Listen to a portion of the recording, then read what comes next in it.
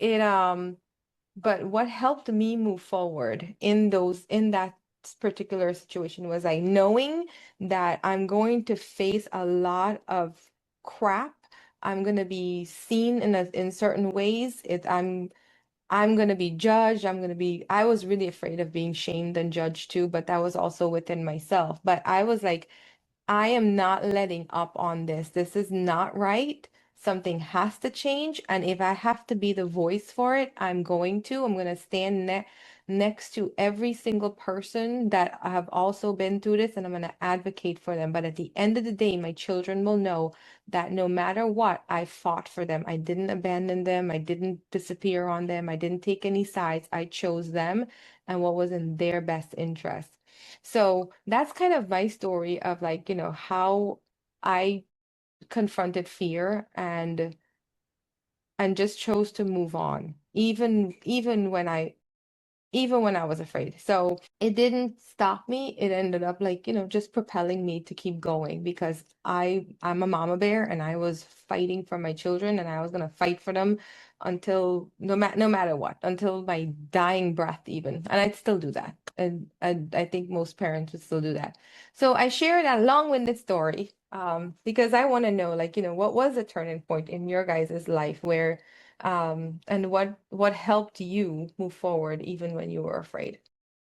Yeah. I experienced sexual abuse as a kid myself.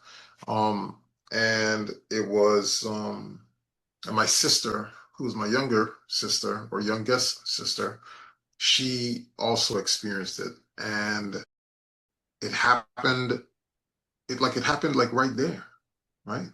This was a family member, an uncle, and it happened right there.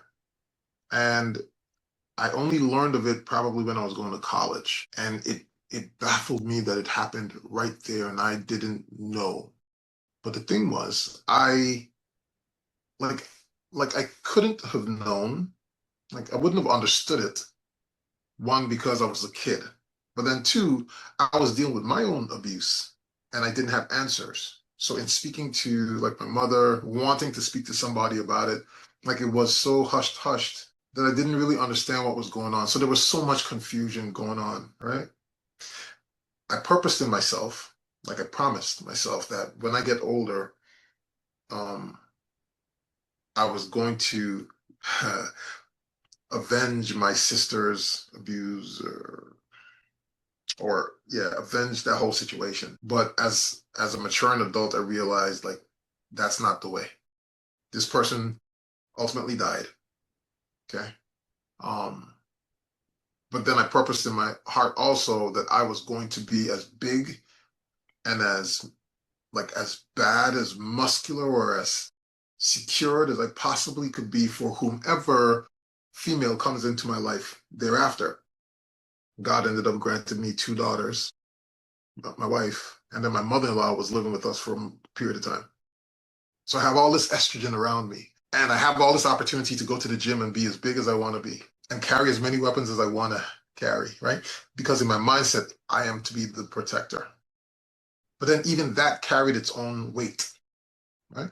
So I started talking to my daughters about safety and about how to think through a problem, how to put themselves in the best position ever, because I know that I won't always be around and I don't want to have the guilt of if something happened to them, I wasn't there.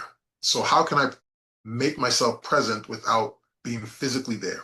Is connecting with my daughters and speaking to them. So I've shared as much as that I can to date, and I continue to share just ways in which they can protect themselves.